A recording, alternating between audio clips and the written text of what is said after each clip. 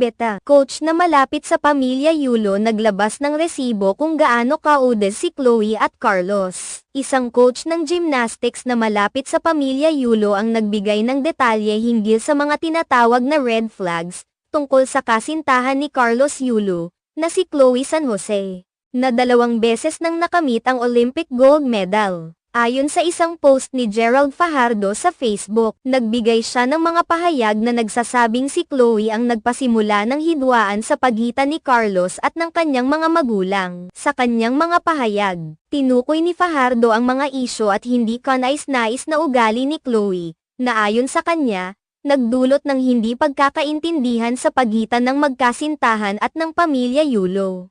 Sinabi ni Fajardo na isa sa mga red flags o mga senyales na hindi magandang palatandaan ay nang ibenta ni Chloe ang kanyang laptop kay Carlos. Ang laptop na ito ay isang